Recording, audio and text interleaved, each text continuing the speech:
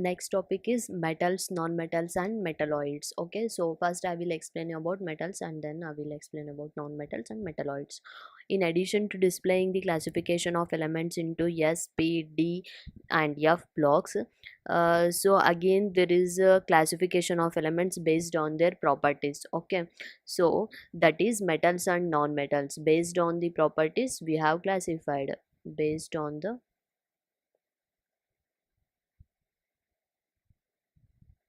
properties which is classified like uh, metals and non-metals. Okay, which is based on the metals. Metals comprise more than 78% of all known elements and appear on the left side of the periodic table. So this is a periodic table. If you are considering, means on the left side of the periodic table, you can observe 78% known metals. Okay, so metals are usually solid at room temp. 78% of all known elements appear on the left side of the periodic table. Okay, and the next point is they are solid at room temperature. And okay, metals usually have high melting point and boiling point. They are having high melting point and boiling point. Okay, so they are having high melting point and boiling points. They are good conductors of heat and electricity. Okay, so I am writing the some of the properties of metals. They are good conductors. They are good conductors of what? They are the good conductors of the heat and electricity. They are ductile in nature. Okay, means can be drawn into a drive. They are good conductors of heat and what? Electricity. Okay, and the next is they are malleable and ductable. They are malleable and ductable. Okay, so they are malleable means how? So it means can be flattened into thin sheets. This can be flattened into thin sheets. And ductable means they it can be wire, and this can be into small thin sheets. Okay, this can be converted. Okay, and this is about the metals. Okay, so what do you mean by metals? What are the properties of metals? Okay, solid. They are solid at room temperature, high melting point and high boiling point they are having. So they are the good conductors of the heat and electricity, malleable and ductable properties it is having. Okay, then coming to the non-metals. Okay, in contrast to the metals, in contrast, non-metals are located at the top right hand side of the periodic table as shown. Like in the LHS side, what the metals are present means at the RHS non-metals are present. Okay, so they in a horizon, so in the right side of the periodic table. In fact, in a horizontal row the property of element change from metallic and on the left to non-metallic onto the right. So from metallic to non-metallic it will be change. Non-metals are usually solids or gases at room temperature. Okay, I will write here the properties of non-metals. The properties means they may be a solids or the gases. Okay, at room temperature. So solids are okay at room temperature. They are having both low melting point and boiling point. Okay, so next point is they are poor conductors of heat and electricity. They are poor conductors heat and electricity. Okay, so some of the properties I am writing here: most non-metallic solids are brittle and are neither malleable nor ductile. Okay, so these are then you can just find out the differences between the metals and non-metals just by comparing what the just by comparing the properties of metals and non-metals. Okay, so here they are metallic solids.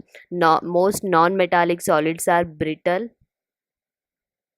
yeah, and okay, and are neither malleable nor ductile. Okay, neither malleable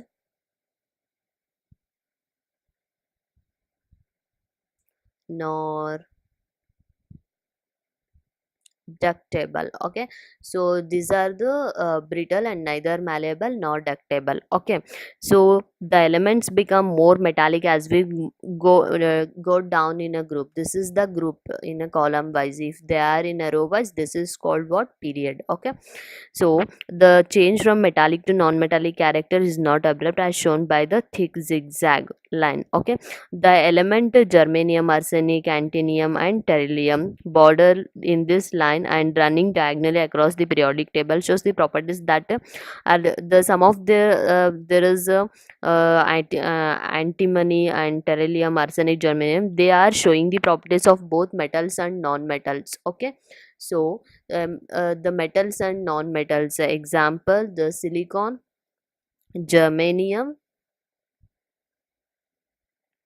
etc. So they are showing some both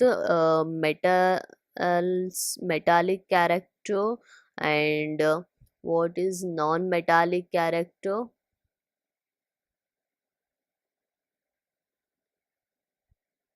These are called the metalloids or semi-metals. These non-metallic characters, these are called metalloids or the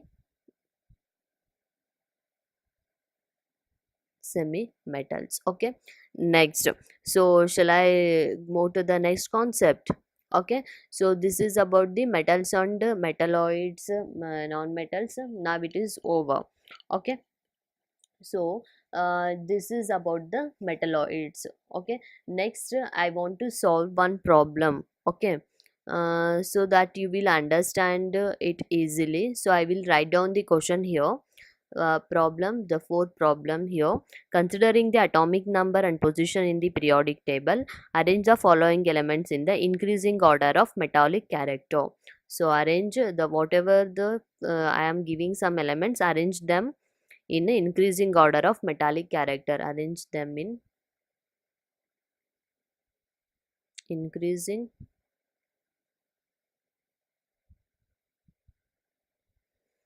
character, increasing order of metallic character, increasing order of metallic character. Okay, of this is metallic character. So I will give some of the elements: silicon, beryllium, magnesium, sodium, and lead.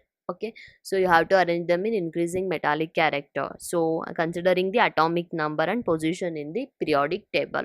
Okay, solution I will give: metallic character increases down a group and decreases along the period as we move from left to right. Okay, so consider this is the periodic table. Okay, wait.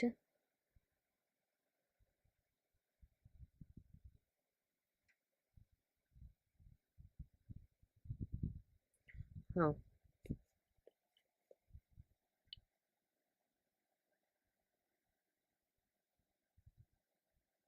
Consider this as a periodic table when you are, this is the group. Okay, so this is the period. Okay, so as metallic character increases down a group, so here what happens: metallic character increases. Okay, and when we move, decreases along the period as we move from left to right. So as we move, this is the metallic character. Here what happens: this is decreases. Hence the order of the increasing metallic character, then the order we can write just by comparing the atomic number. uh, so this is silicon, next is beryllium, next is magnesium, and the next is sodium. Just you have to refer the periodic table, then you will understand this problem. Okay.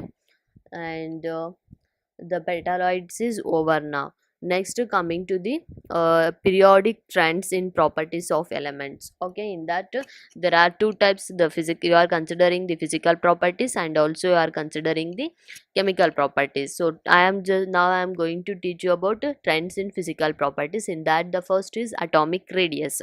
Okay, atomic radius refer to the both covalent or metallic radius depending on whether the element is a non-metal or metal.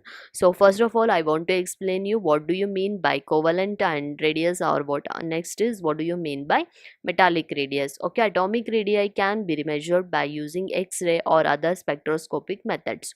Okay, before understanding this definition of atomic radius, first you have to understand what do you mean by covalent radius and what do you mean by metallic radius. Okay, so I will explain you now. So why you are very you can imagine the finding of the size of an atom is a more complicated, correct? So finding of an atom, it is size of an atom is more complicated than measuring the radius of a ball, correct? Because firstly, because the size of an atom is very small, and the secondly, since the electron could not surrounding the atom does not have a sharp boundary, the determination of atomic size cannot be precise. Okay, so measuring of the atomic size, correct? Finding the size of an atom is difficult. Size of an atom is to find the here you have I will write it, to find size of an atom is difficult. Okay, so you're coming comparing to that ball. The first thing why it is very difficult. The first thing is size of, firstly because the size of an atom is very small. Okay, and the second thing is not sharp boundary. It does not have a sharp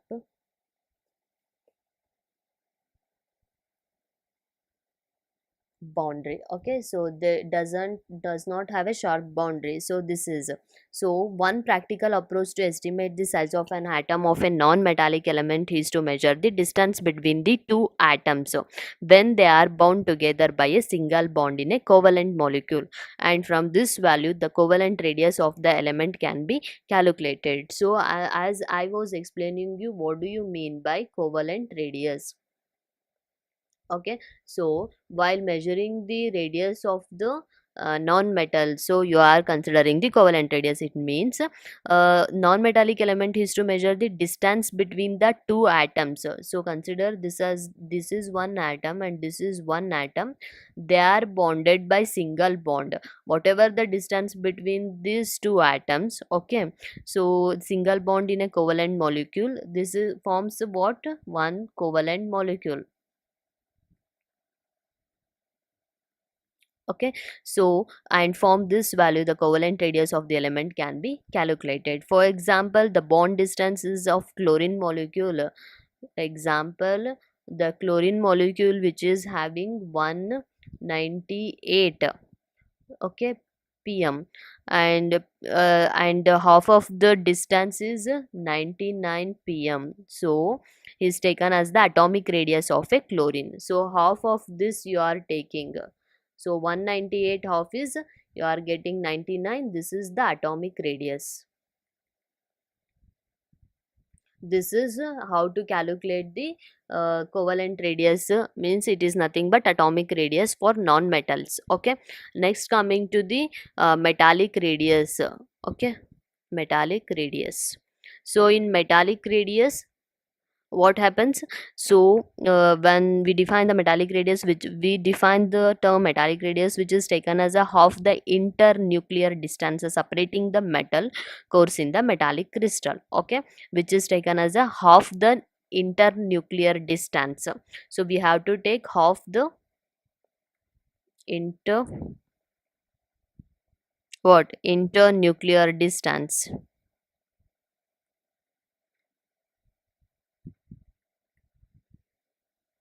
internuclear distance separating the metal cores in the metallic crystal. So example, consider that the to adjust the distance between two adjacent copper atoms in solid copper is 256 pm. Okay, so and hence the metallic radius of the copper is this half of this is you are getting that how much, 128 pm.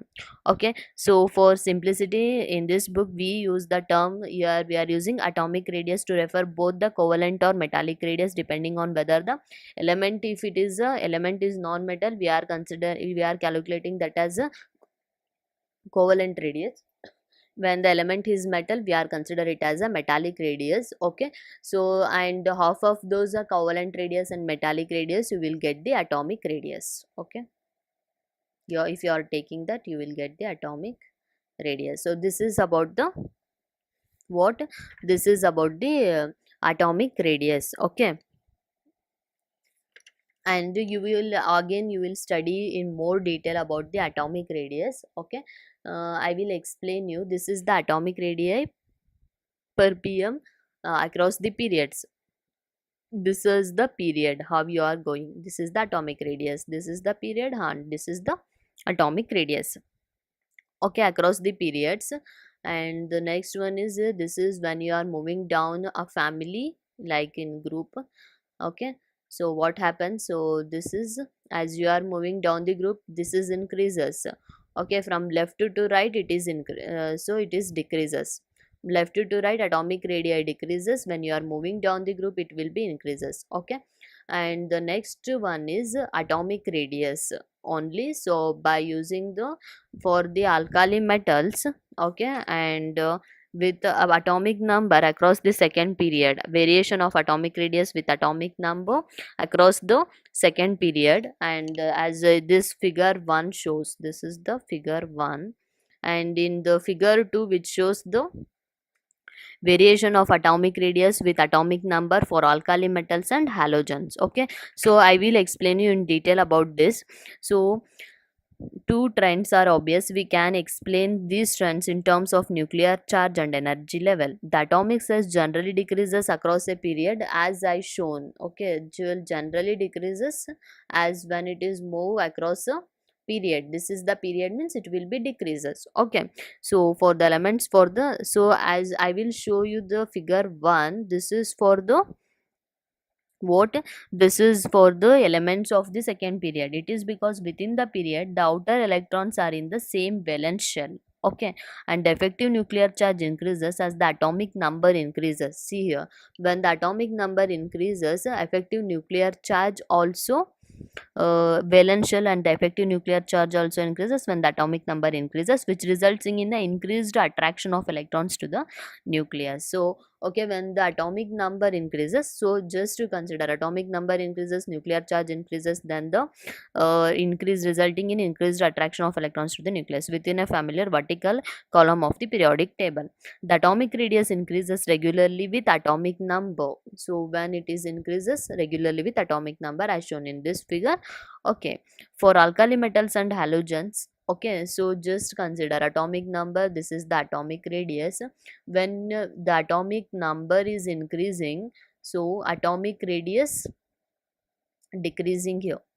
Okay, so which is decreasing like this. So why atomic radius is decreasing? Next, the atomic radius increases regularly with atomic number. Okay, for alkali metals and halogens, we as we descend the group, the principal quantum number n increases and the valence electrons are farther from the nucleus. Okay, this happens because the inner energy levels are filled with the electrons, which serve to shield the outer electrons from the pull of nucleus. Okay, so note that atomic radii of noble gases are not considered here. So atomic radius of noble gases are not considered here, being a monoatomic there. values are very large. In fact, radii of noble gases should be compared not with a covalent radii but with the van der Waals radii of the other elements we can consider.